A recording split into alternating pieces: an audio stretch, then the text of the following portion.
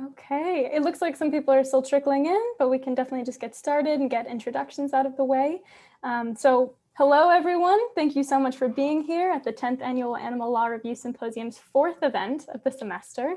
We are honored to have Professor Abate here with us today to explore how animal law can learn from environmental law and how the two fields can work together to secure mutual gains. After the presentation, we'll hold a Q&A. So if you have any questions or thoughts that come up that you'd like Professor Abate to discuss, feel free to just submit them via the Q&A function throughout the presentation. Also, if you're interested in receiving CLE credit for this event, please just fill out the form that I will drop in the chat box and fill that form by next Wednesday, March 10th. That would be perfect. Thank you. So without further ado, we'll get started. I'll introduce our wonderful guest speaker. Randall Abate is a professor in the Department of Political Science and Sociology at Monmouth University. He teaches courses in domestic and international environmental law, constitutional law, and animal law. Professor Abate joined the Monmouth faculty in 2018 with 24 years of full-time law teaching experience at 6 US law schools, most recently as a professor of law at Florida A&M University College of Law, where he also served as Associate Dean for Academic Affairs in 2017. Professor Abate has taught international and comparative law courses and delivered lecture series on environmental and animal law topics in a number of countries, including Argentina, Australia, Canada, the Netherlands, South Korea, and many more.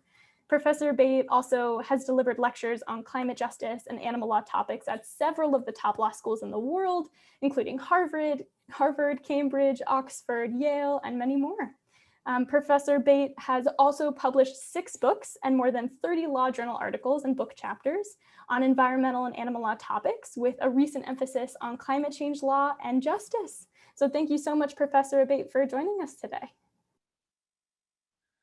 Thank you so much for having me, Miranda. It's wonderful to be here. I am just honored to be able to have this opportunity to be featured in such an exciting event, and Lewis and Clark as such a leader in this space, not only with animal law, but also environmental law, globally known for both programs. So it's really exciting to be here and to be able to offer some insights and hopefully some inspiration. And I certainly draw a great deal of inspiration from these talks that I give, because it's really what keeps me going as an educator. And I think one of the things that has really energized me as a late career full-time scholar and teacher is coming to animal law at this later stage in my career the way I did. So that's a bit of the context for this talk. Many of my colleagues in animal law have been at it much longer than I have, and I love benefiting from their wisdom, and I love benefiting from the enthusiasm and passion of animal law students who are really eager to make a difference in protecting animals. But one thing I do bring to the table that a lot of animal law professors don't is my background in environmental law, which spans 3 decades. And so that's the lens through which I look at animal law and come at it from slightly different ways from many animal law professors and animal law attorneys. And the first piece of that, I think, is what's most unusual about my background being an animal law professor and advocate is that I don't have companion animals. I'm probably the only one in the field who doesn't. I certainly adore animals, but I don't have companion animals. So what I want to share with you today as far as the framework for this discussion is how I came to this book project really says a lot about the content of what I want to share with you. So I'll be telling you just a brief context for that story. I want to share as a starting point for the substantive discussion how these two movements are more alike than a lot of people realize and are yet very much not collaborating as much as most people would think or expect. So that has a lot to do with the history and politics and legal background of these two movements. So I'll do a bit of a building a framework there and comparing the evolution of the two movements. And then take a look at my book's title now in the second edition is called What Can Animal Law Learn from Environmental Law? So I want to share two case studies with you there in the information domain and in standing and personhood as examples where animal law can certainly build on some of the path that environmental law has blazed in a positive way for animal law. But one thing that's not reflected in the book title, but really has become more of a focus in my talks about the book since 2015, going back to the first edition, is these opportunities for collaboration between the two fields. And climate change is a big focus for what I've done in my career past 2 decades. And it's becoming more and more of a common space that I see for these two movements to be more closely aligned. And I've just published an article last week that's in the Columbia Journal of Environmental Law that I'll be happy to share after the talk that is looking at another version of this idea about how these two fields can collaborate in the context of phasing out of fossil fuels and industrial animal agriculture through common means and goals. So I wanted to conclude the talk with some brief references to new chapters in the second edition. So I did the second edition the hard way. I didn't just update the first edition, which was pretty comprehensive in its own right. It had 17 chapters. The second edition not only updated those 17 chapters, but added 12 new ones. So 2 of the case studies I'll share with you are drawing from those new chapters that appear in the second edition. And most importantly, I'm eager to hear your comments and questions on all of this. So this is the cover of the second edition, which was published in July 2020. And so I mentioned about how I came to this book project. So environmental law was my area, practiced in early in my career for 4 years, been an environmental law academic for the vast majority of my 30-year career. And after writing for 2 decades and teaching about environmental law issues, I had the opportunity to teach animal law for the first time. It was always something that was on my radar screen, but having a full teaching package with environmental law courses and other commitments, it wasn't something that was getting to the top of my priority list to do. Fortunately, a SALDIF chapter was formed at the school where I was teaching at the time, at Florida A&M. And I was approached to be that person to teach animal law for the first time at Florida A&M. And I was very grateful for that opportunity. So I started to prepare that course in 2013. And that's really where the foundation for this book was laid, coming to animal law with all the background I had in environmental law. I was observing a lot of challenges that the animal law field is facing nowadays that environmental law had encountered much earlier as the older, more established movement of the two. And what I also started to see and didn't realize as readily until I started teaching animal law was how these fields are not as well aligned as they should be, how there's not that sort of mentoring relationship, if you will, of environmental law toward animal law to help them along those challenges that environmental law had faced. And there's not that opportunity, not as many opportunities for those fields to seize collaboration avenues the way they should. So that's really the book's goal, is it's looking at those two aspects. What can animal law learn from environmental law, and how these two fields can collaborate for mutual gain. So that kind of sets the context for what I want to share with you today and the substantive dimensions of this space. So history is where I start. And this is something I've thought a lot about and continue to think about. Environmental law has been wildly successful as a legal framework in the US. And that was really dating back to the 1970s, where the federal environmental legislation in this country exploded.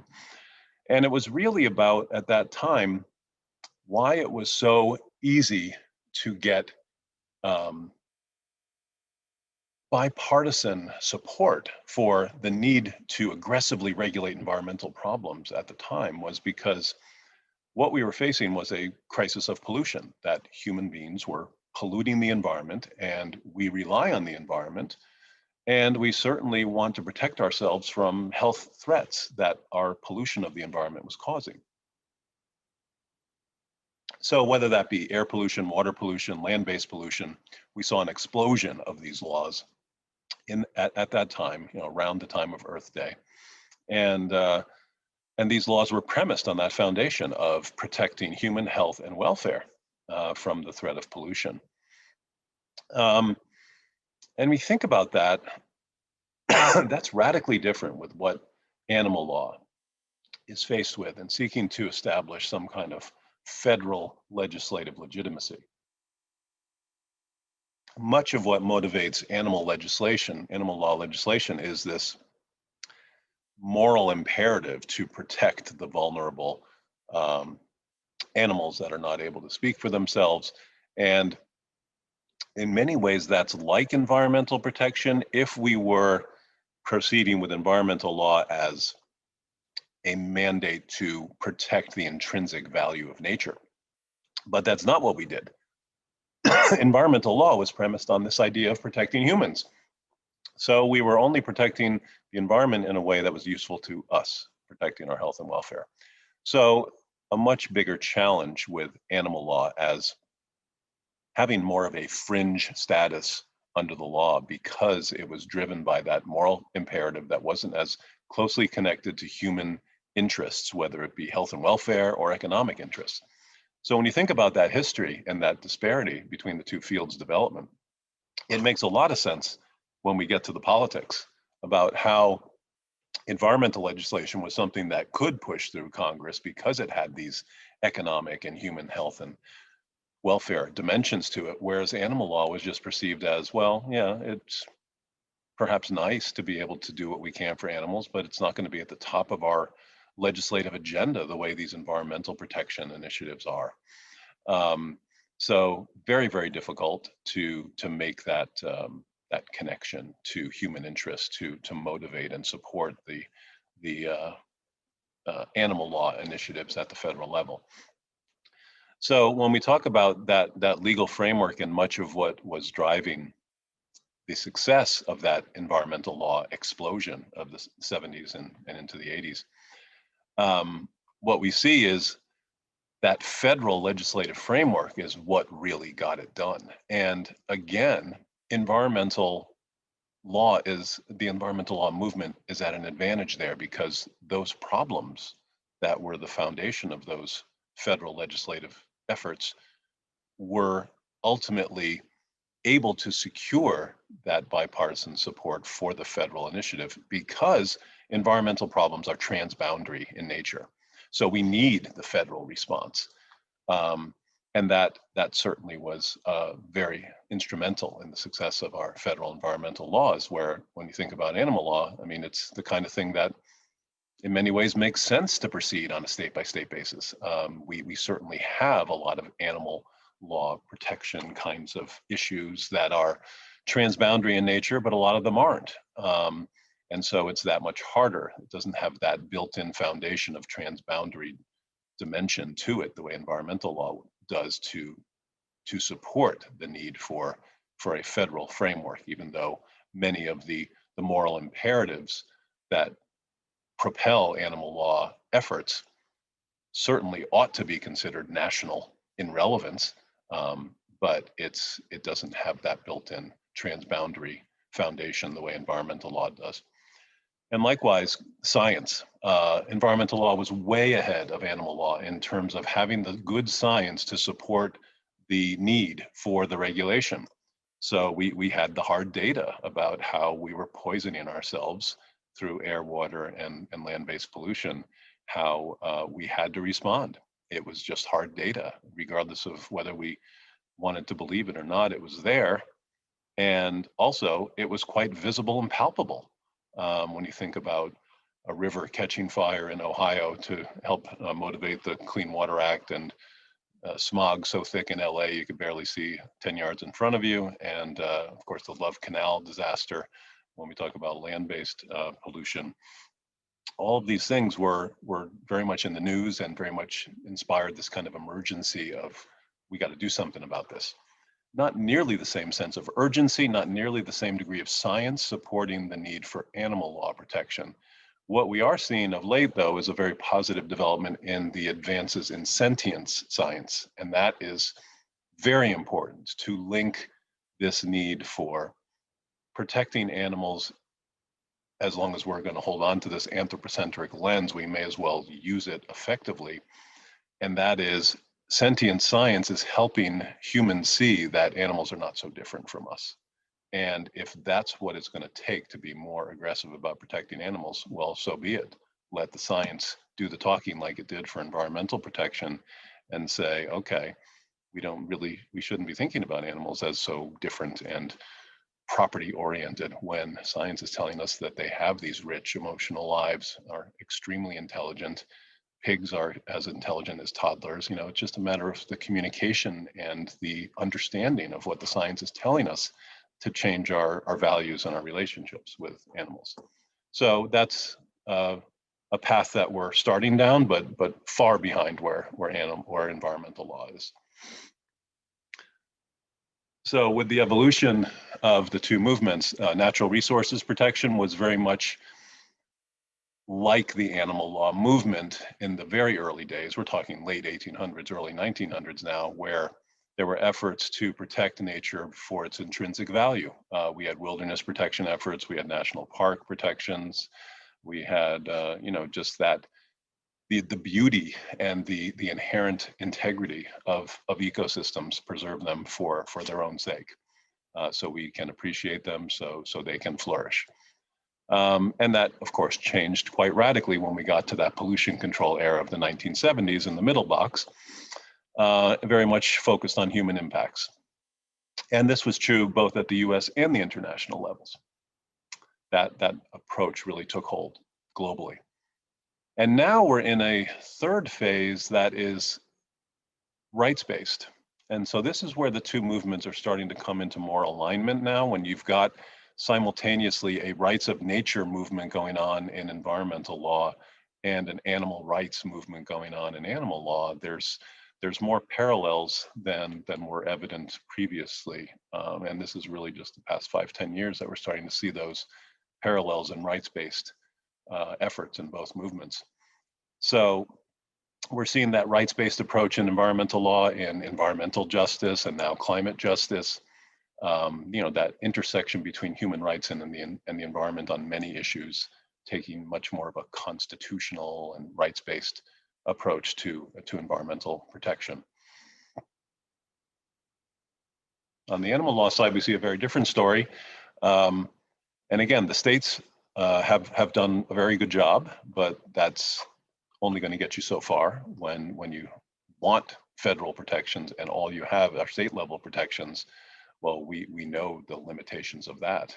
It's not going to be nearly as protective of, let's say, a woman's right to choose if that's going to be managed at the state level. You are ultimately going to have much better, more robust protection when we're talking about federal constitutional protection for that interest. So the anti-cruelty protections are of varying strengths across all 50 states, and we don't have that national level of legislation in the anti-cruelty sphere.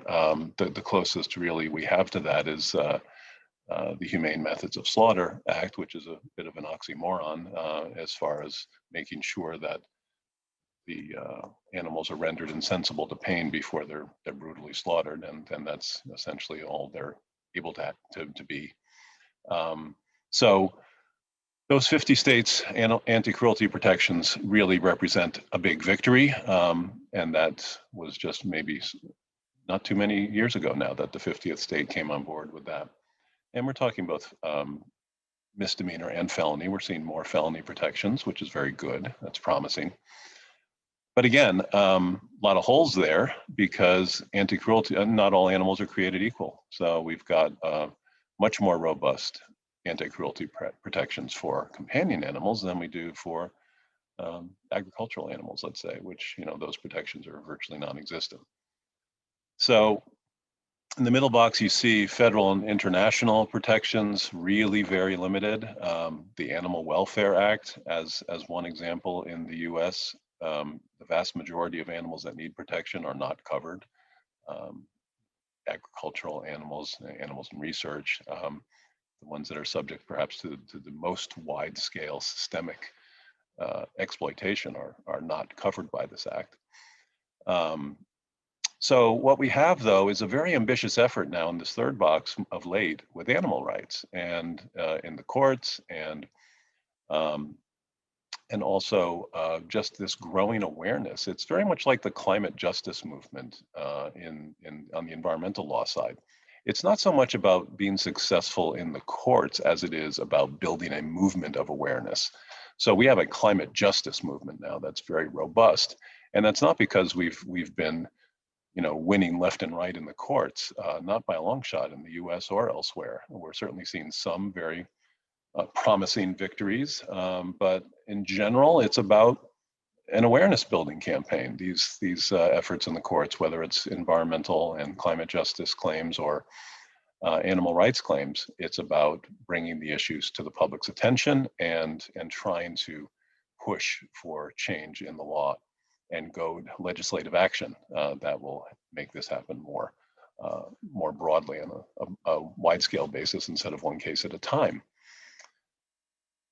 So, taking a look at a couple of these lessons that we can take from environmental law that can benefit animal law. This first one is one of my favorite things, really, about environmental law and how effectively it works in the US. And it's about accessing and disseminating information, how information alone is so powerful. So on the access side, we have environmental laws that are built on this foundation of transparency. This is how they work. If you are a regulated entity under the Clean Water Act, you are required to provide discharge monitoring reports. Here's what I'm discharging in what amount, and that's public information. It's low-hanging fruit for the citizen environmental enforcement community to say, okay, we'll just run through how you've been complying with the terms of your permit, and well, looks like you're out of compliance there. We're going to sue you. Think about how radically different that is from animal law. If you want to bring a CAFO to task in terms of how it is ultimately treating animals or complying with particular environmental protections it's subject to, good luck with that as far as accessing the information for those violations. Fundamentally different paradigm. And similarly, on another environmental front, the Emergency Planning and Community Right to Know Act is a way of empowering communities to have that right to know of toxic chemicals in their area to make better informed decisions about how to protect themselves. So this you're able to access information that is very much relevant to the goal of protecting the environment.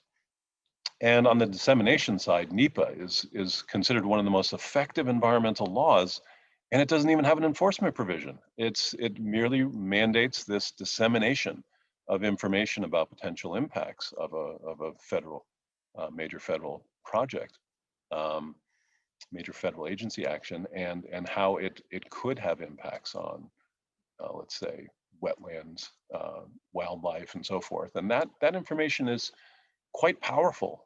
Not because it will stop the project from proceeding. The project just goes ahead after disclosing that information, but it builds awareness about the potential impact this project will have if it goes forward.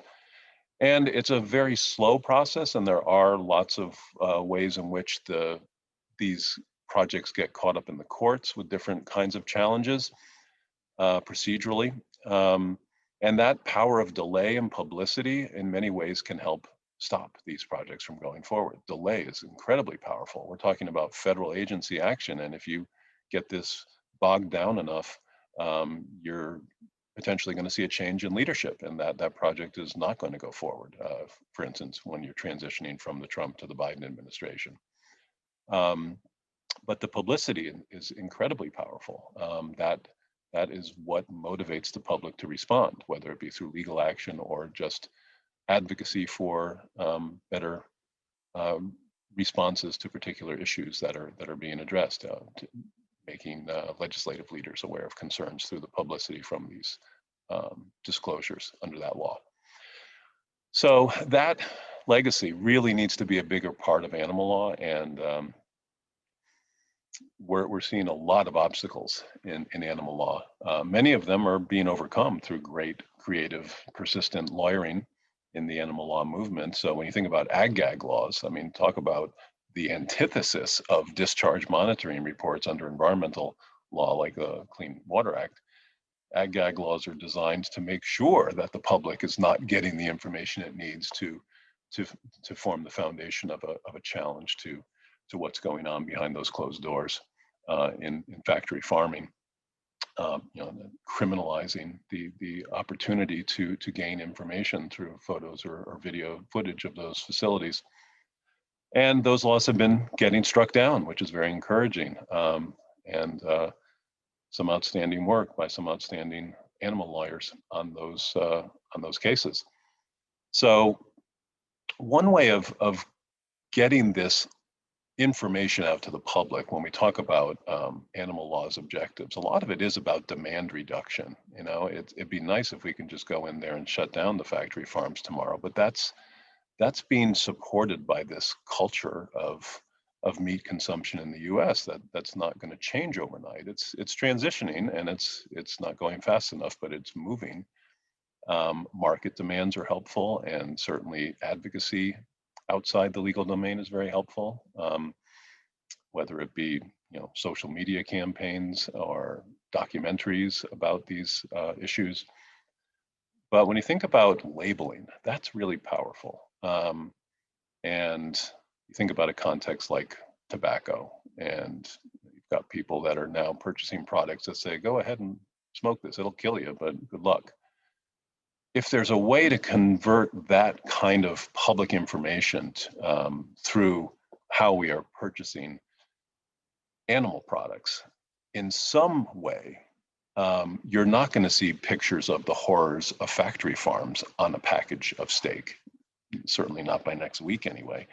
But what you could have, and this is taking hold in other countries, is carbon footprint information, which whatever it takes to build awareness about the dangers of a particular product. And when you're talking about a product like beef, it impacts the public on so many levels, whether it be through its environmental harm or its exploitation of animals or exploitation of CAFO workers.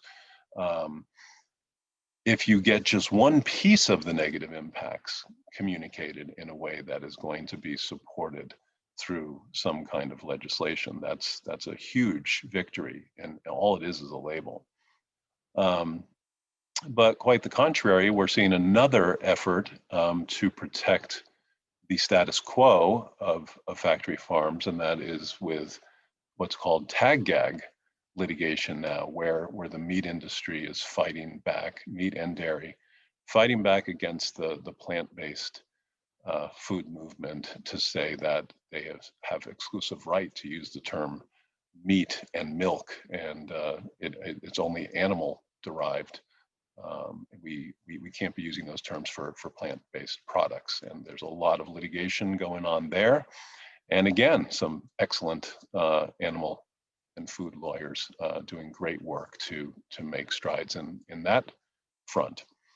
So for the time being, those public awareness campaigns are very, very important to just drive down that demand.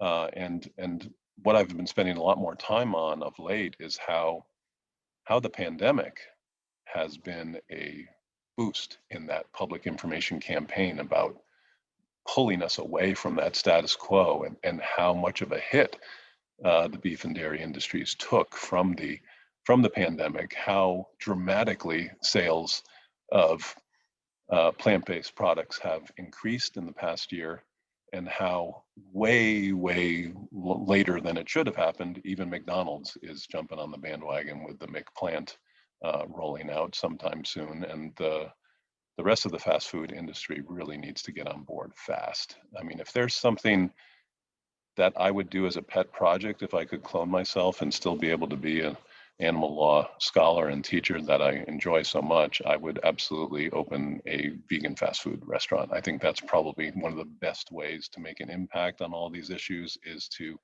just be able to make these options available to the public. The status quo is being preserved because it's a virtual monopoly in many ways, and that's what's making the transition slower than it should be.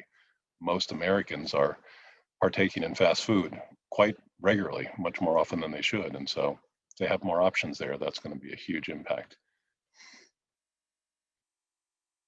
And back in the more legal domain in the courts, the standing has been something that environmental law has done a much better job with, which is understandable, because environmental law is in some ways premised on the stewardship notion that humans are empowered through our governmental regulation to be the protectors of the natural world. And that's built into concepts like the public trust doctrine.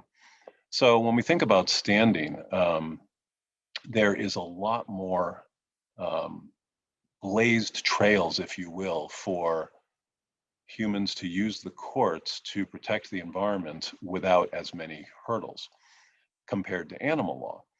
So under environmental law, for instance, you've got citizen suit provisions that help grease those wheels a little bit. You've got the public trust doctrine, this idea of the government's mandate to protect on behalf of the people.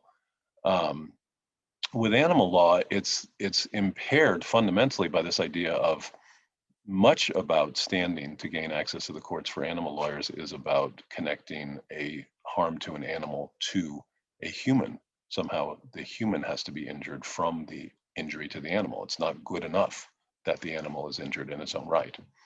And there are exceptions to that, limited exceptions in animal lawyering, like the Havens Realty standing. I mean, there are just very few exceptions to that general principle, which is just a fundamental hurdle in animal law standing compared to environmental law standing. So to capitalize on that notion that we saw in Mass v. EPA, the environmental framework of a state has standing to sue on behalf of its citizens, as was recognized in that case, through this notion of special solicitude. The state is empowered to sue on behalf of its citizens to protect the integrity of its territory. In that case, Massachusetts losing its coastline from sea level rise.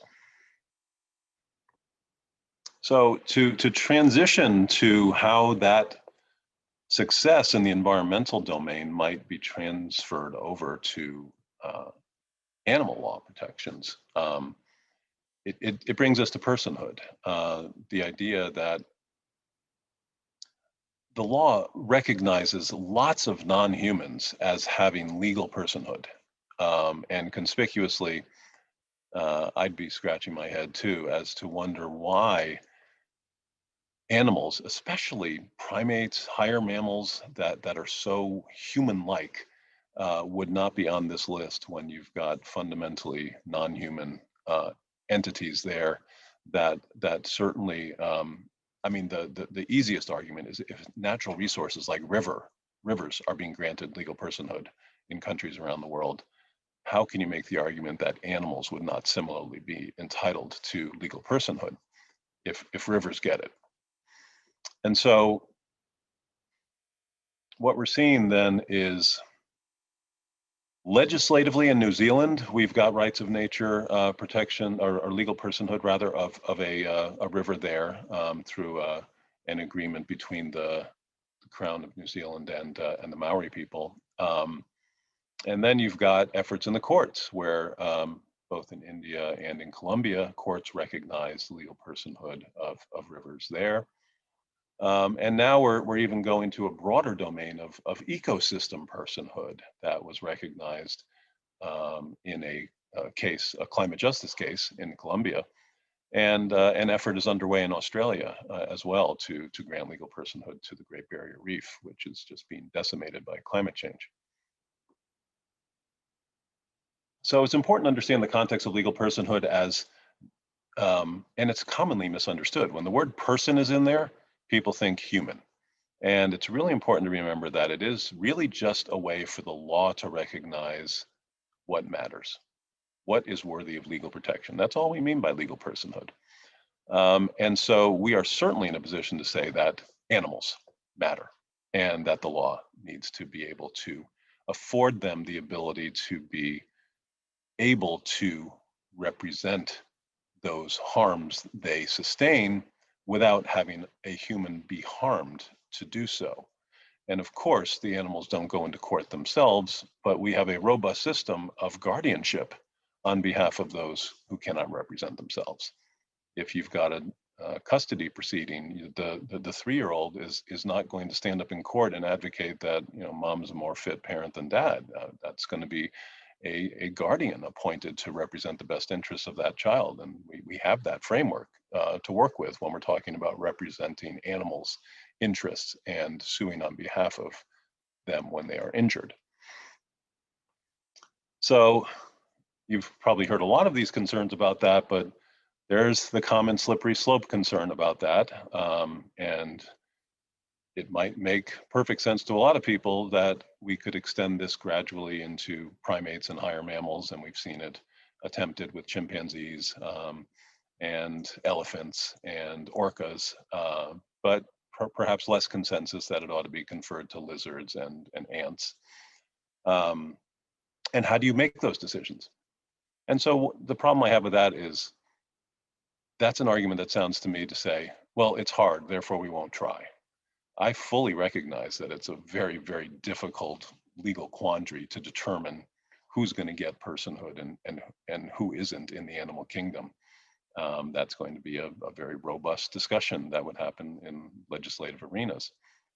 But you know, the other part that concerns me even more than that in terms of the responses to why animal personhood is problematic is this idea, well, they can't bear responsibilities, therefore they don't deserve rights, which if you think about it for more than 2 seconds is also ridiculous. There are all kinds of humans who cannot bear traditional responsibilities in society. That doesn't mean they don't get rights. Infants can't bear responsibilities other than eating and napping, and they're fully protected as humans. Severely disabled individuals similarly may not be able to bear those traditional responsibilities. There's someone acting on their behalf, people in a coma, and so forth.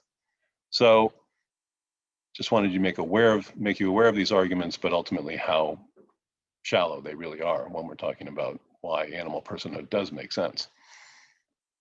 And so part of it is about our culture, that we're just anthropocentric. Some of us are better admitting it than others, but that's really the way we operate as humans. And so we've had some pretty bad habits in the past that we got over because we culturally evolved. We finally realized it wasn't appropriate to own other people as property. We finally realized, at least in theory, that it's not appropriate to discriminate against others on the basis of status. At least we have laws in place to prohibit that. It still happens far too often. And perhaps now we're at the stage where we've evolved enough to realize that legal personhood protections really do make sense. Very much like we came to a moral awakening to varying degrees in recognizing the need to prohibit slavery and prohibit all kinds of discrimination on the basis of status. Being an animal is just another version of that status in many ways. But many people would draw a hard line between that second box and third box, that there's just not an opportunity to migrate between those two domains. It's just fundamentally different when we talk about human and non-human, and that's where the debate is. So when we think about collaboration opportunities, climate change for me is something I've been thinking a lot about, and I've been looking harder at CAFOs as a severe driver of the climate change problem. So when you think about CAFOs, they're wrong for so many reasons that there's an opportunity for two movements that are very good about advocacy in the courts and in legislative arenas, the environmental movement and the animal law movement, to align more effectively on this issue. Certainly the animal law movement is more passionate about the animal welfare concerns, that CAFOs are absolute atrocities in regard to these concerns. The environmental movement is going to be more concerned about the damage to the planet that these facilities cause. But when you think about it, common ground between these two movements is really on that public health piece. And that's again where the pandemic has made me think harder about this. When we think about how we were able to respond as effectively as we did, not because of federal leadership or lack thereof, but because this was a palpable threat to all of us. Most of us did not have to be persuaded for more than 5 minutes that wearing a mask makes sense, social distancing makes sense, getting the vaccination when it's available makes sense. All of these things were presented to us as ways to protect ourselves from this palpable emergency threat. So in many ways, the threat that CAFOs pose as this catalyst for climate change getting ahead of us at a pace that may be insurmountable, is in many ways is a public health threat, very much like the pandemic. It's not quite as at our doorstep the way the pandemic is, but the animal law movement and the environmental movement can both agree that we want to stay alive. We want a sustainable planet so that we can do what we want to do to protect these voiceless communities. And ultimately, threats to our public health are things we can all agree on. I mean, that's where you're going to get bipartisan alignment, even in a dysfunctional Congress. You're more likely to get bipartisan alignment on things that are public health threats, and climate change is perhaps the quintessential public health threat when we think about how many ways it affects our health and safety, the impacts of climate change. So there's that potential alignment there in the climate change space that still requires some advocacy, because a lot of what goes on between the animal and environmental movements are very much their own agendas. You know, there's just a lot of common space there on the climate change front. And then you've really got movements that are about, at the end of the day, protecting those who can't adequately protect themselves. So whether we're talking about trees or rivers or wildlife or companion animals, they're very much vulnerable. They don't have a vote. They can't talk. And so both movements are motivated by this protection of vulnerable others. So that's something that really helps them align a bit more when we take a step back. And there is that intrinsic value piece now that we're seeing more of with rights of nature, animal rights aligning a bit. There is also this idea of stewardship. So when we talk about environmental stewardship, animals are involved. It's not like environmentals or lawyers are saying, protect the trees, but who cares about the wildlife? It's part of the same ecosystem. So we've got corresponding priorities there between the movements when we talk about stewardship as a paradigm. The public trust doctrine is a viable vehicle to do more than just protect natural resources. The public trust doctrine is being leveraged more with respect to a possible tool for enhanced wildlife protection. And you know, demand reduction, same thing. And this is the focus of my recent article that I mentioned. Whether we're talking about transitioning away from fossil fuels, getting to our clean and renewable energy portfolio sooner, or transitioning away from factory farms and getting to a sustainable animal agriculture at least, or lab-grown meat, or ideally plant-based food system, we're talking about the same thing. We're talking about how do we get that demand reduction advocacy to work as effectively as possible. So there's a lot of value in sharing those notes between the movements as to the arguments to get us away from fossil fuels and that addiction are quite similar to the arguments to get us away from the factory farm food addiction. And then, of course, there's just the use of the courts, that these are some of the best lawyers that our country has. And whether they're advocating for environmental or animal law causes, there's just a lot of creativity involved in fashioning some of these theories. And of course, a lot of them lose many, many times before they ever win. And that's where the persistence comes in. You've got just dogged determination in these efforts to bring these matters to the courts and ultimately prevail, or at least make an impact that helps us prevail in other ways with public information or legislative reform. So then lastly, the couple of the focus areas in the new chapters in the second edition. There's been similar efforts going on between these two fields, and that is the corporate world exploiting the fact that we've got conscious consumers. So that happened first in the environmental field, the idea that we are more concerned about our environmental footprint, our carbon footprint. And so corporate America cues into that and engages in what has become known as greenwashing, tries to cater to our interest in being green in how we choose things. And ultimately, there end up being a lot of lies in how that conveying a message of this is a green product to the public is really just telling us what we want to hear, and is often not backed up with data that this is in fact a greener choice than what was the original product. And so that has created a legal response, ultimately, that is regulated by these FTC green guides, that has made an effort to reel in greenwashing as a strategy, hold it to be more accountable under the law.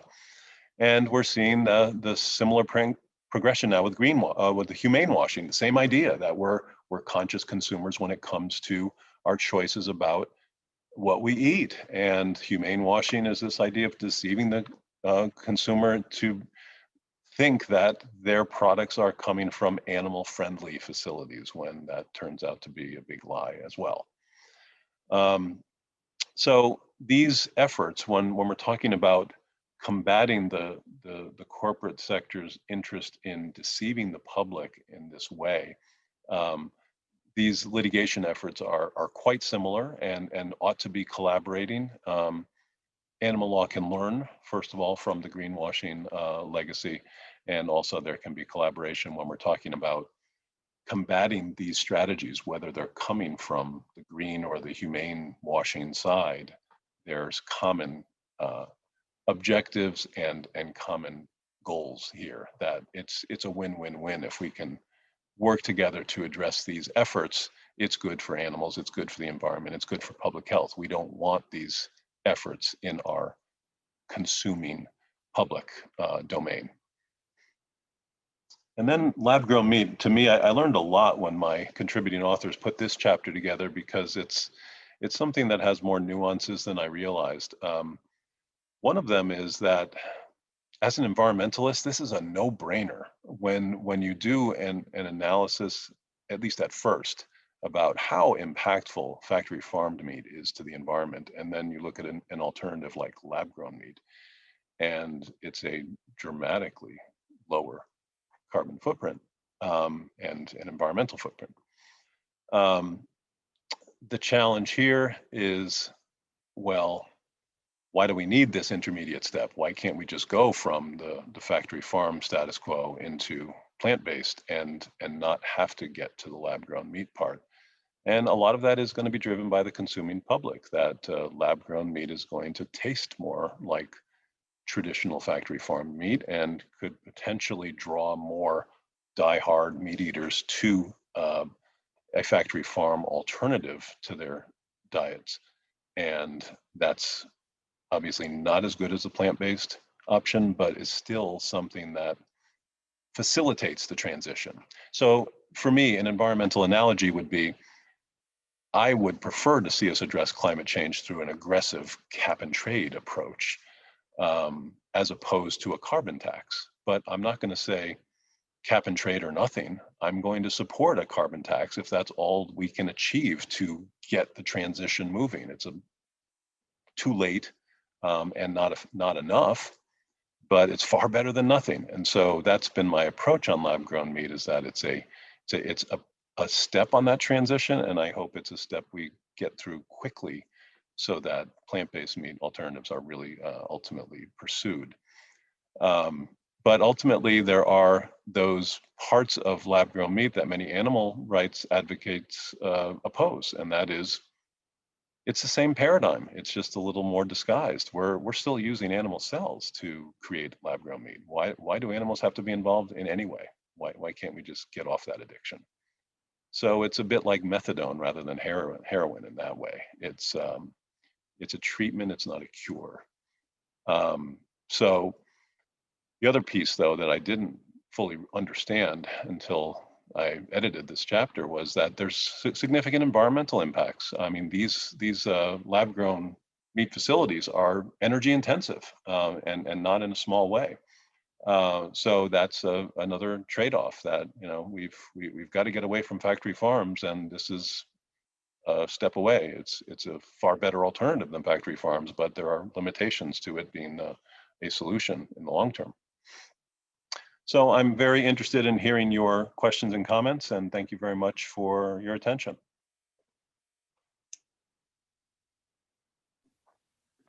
Thank you so much, Professor, for that fascinating presentation. And now, as Professor Abate was saying, is the time for Q&A. So please submit any questions that you have in the Q&A chat box. And it looks like we have one already. So unlike animal cruelty statutes like the Animal Welfare Act, many of the federal environmental statutes provide citizen suit provisions. Although bringing a claim under an environmental protection law can increase the potential to pass the standing hurdle and ultimately having benefits to suffering animals, do you see any potential long-term negatives for animals with this strategy? I thought I saw where that question was going, so I want to make sure I understand it. So I think I understand it as using environmental citizen suit provisions to try to protect animals? Yes, I believe so. Okay, so there are statutes that have citizen suit provisions that are certainly equipped to do that as effectively as more effectively than others. So certainly the Endangered Species Act is one that comes to mind. For instance, the Marine Mammal Protection Act doesn't have one. So when I think about citizen suits, first of all, it's something that isn't a blank check to get into court. That's a starting point. That when you have a citizen suit provision, it's essentially greasing the wheels a bit to be able to get into court. But there's nothing that eliminates the Article 3 standing requirements. So in many ways, even cases brought under environmental citizen suits are claims that are rejected on standing grounds because one of those three elements of standing is still not met, even though the citizen suit enables the plaintiff to avoid having to meet the jurisprudential considerations that are also involved in standing. And those, in many ways, impair animal law plaintiffs because they've got the Article 3 requirements, and then they've also got the jurisprudential considerations to fulfill. So I just don't see it as a way that could lead to problems for animals, animal advocacy. I just see it as something that is reinforces the fact that Article 3 standing is so difficult, whether you're talking about animal or environmental advocacy, and you compare it to legal systems outside the US, and you've got universal standing in so many of these countries where they don't see the problem that we do in broader access to the courts. They don't see it as a floodgates of litigation problem. They see it as, people who have genuine concerns should be able to bring those to court and see what happens. But we've got very, very strict standing requirements, and that's bad for both fields. Thank you. And on this issue of standing, we have another question. First, thanking you so much for the excellent presentation. And then on this issue, do you know of cases involving wildlife or other animals in other countries where standing has been achieved, other than your example of chimpanzees? Well, in that line of cases that we saw, that I didn't get to address, but I briefly alluded to, that the animal rights domain, one effort, the Non-Human Rights Project, is bringing cases on a habeas corpus theory, and they started with cases seeking to free chimpanzees from captivity and have them transferred to sanctuaries. And then the latest and pending cases for an elephant, Happy the elephant in the Bronx Zoo, and also there have been efforts outside the U.S. So the Non-Human Rights Project has done outstanding work in bringing awareness to this need for recognition of legal personhood for animals. The U.S. courts have been stricter about enabling that personhood recognition. Outside the U.S., it's been recognized under different legal system parameters. So there was a case in Colombia, Chucho the bear, that was granted a habeas corpus petition, but that was then reversed on appeal. And there have been efforts that were successful in Brazil and Argentina. But again, those legal systems are fundamentally different from ours, and there's just a lot more hurdles to go through when using the courts to protect animals in the U.S. And so it's not so much standing as it is this idea of personhood. Are animals eligible to be considered to have this sense of protecting themselves in their own rights, such that advocates are merely the voice for their harm, in this case, the confinement against their will. Thank you. So we have another question. What do you think possible collaborations are on the international plane? So do you think, for example, that it could be beneficial if animal protection would be included in the Sustainable Development Goals? And do you think that that would be feasible in the near future? Yeah, I mean, there's been a strong growing global animal law movement, and I work with some colleagues in that space, and one of them is a contributing author. It's an acronym called GAL, Global Animal Law, and I encourage you to check out their website. There's effort now to get a global animal protection initiative, a UN supported global animal protection initiative. So I think there's a lot of promise on that front, and it's been a long road though, because with animal protection, you've got these sovereignty clashes with different cultures, and it's harder for the global community to recognize some treatment of animals is universally wrong. I mean, you just think of, in some countries, cows are sacred, and the U.S. dogs are sacred, and so you've got horse meat in Europe, and that would be considered awful in the U.S. in many instances.